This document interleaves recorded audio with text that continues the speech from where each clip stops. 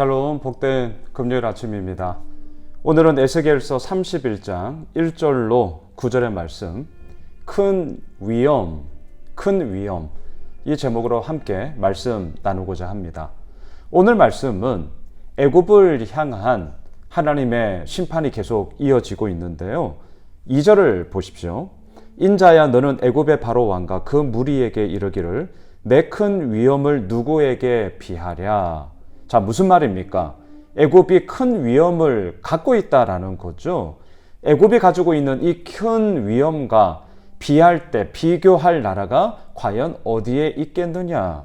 너무나도 큰 능력과 너무나도 큰 힘을 가지고 있다는 것을 하나님도 말씀하고 계셔요. 자, 그런데 오늘 본문의 초점은 이게 아니고요. 그 큰 위험을 가지고 있는 애굽이 과연 어떻게 하나님 앞에서 행하고 있더냐, 그것에 대한 본 모습은 이제 내일 본문에서 우리가 보게 될 것이고요. 저는 오늘 본문에만 국한해서 이 애굽의 이야기를 통하여서 에스겔을 통한 남유다 백성들을 향한 하나님의 메시지가 무엇인지를 함께 살펴보고자 합니다. 오늘 큰 키워드가 세 가지예요. 제가 지금 말씀드린 큰 위험이라는 이 키워드를 기억하셔야 되고요. 두 번째 키워드가 있습니다. 여러분 3절을 보십시오.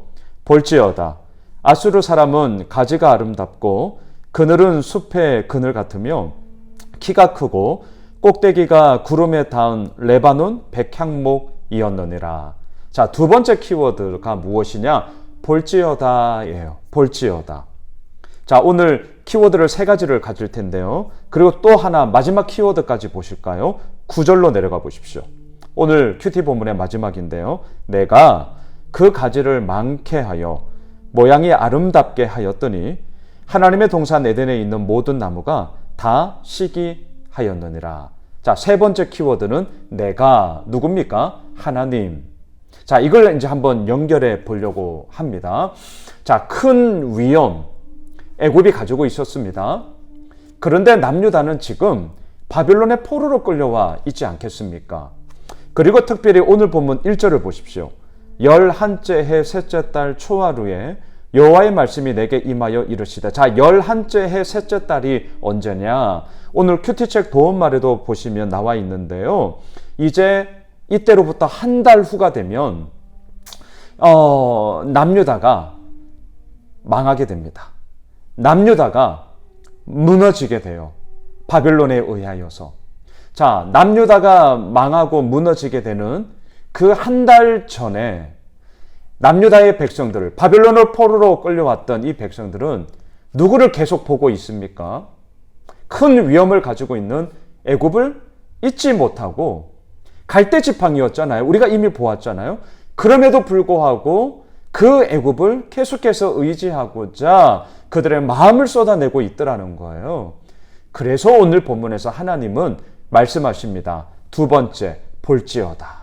자, 볼지어다. 그러면서 오늘 본문 2절 이하를 보시면 누구 얘기를 하냐면 큰 위험을 이미 가지고 있었던 아수르에 대해서 얘기를 해요. 자, 왜 아수르에 대해서 얘기할까요? 앞서 2절에서 말했잖아요. 이 큰 위험을 누구와 비하랴. 굳이 비교할 수 있다면 아수르와 비교할 수 있다라는 것이죠. 아수르는 어떤 나라였습니까?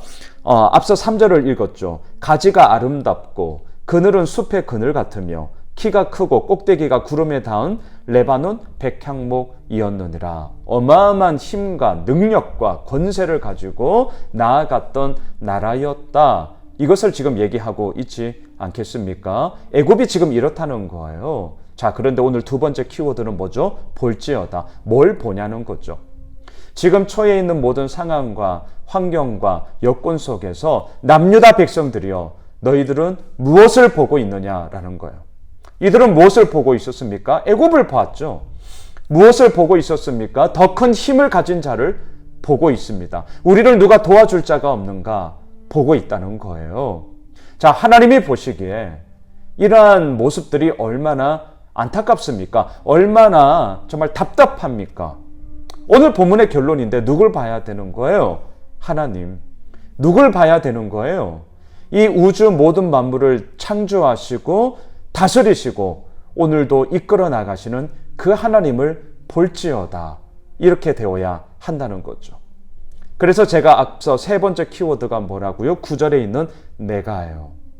자, 아수르는 백향목, 레바논 백향목처럼 너무나도 튼튼한 나무였고요. 가지가 무성하고요. 모든 것들이 다 그 나무에 깃들여서 살아갈 만큼 큰 나무였습니다. 아주 아름다운 나무였어요.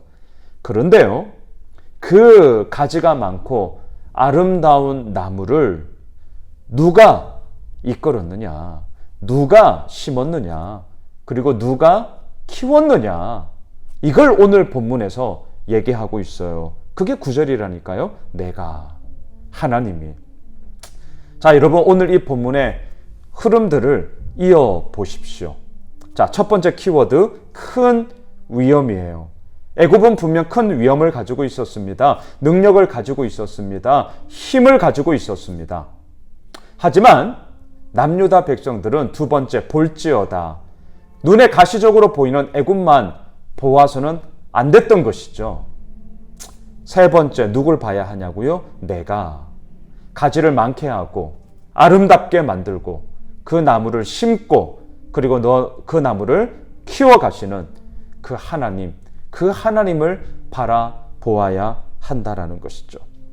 말씀을 정리하겠습니다. 애굽은 분명 힘이 있었습니다.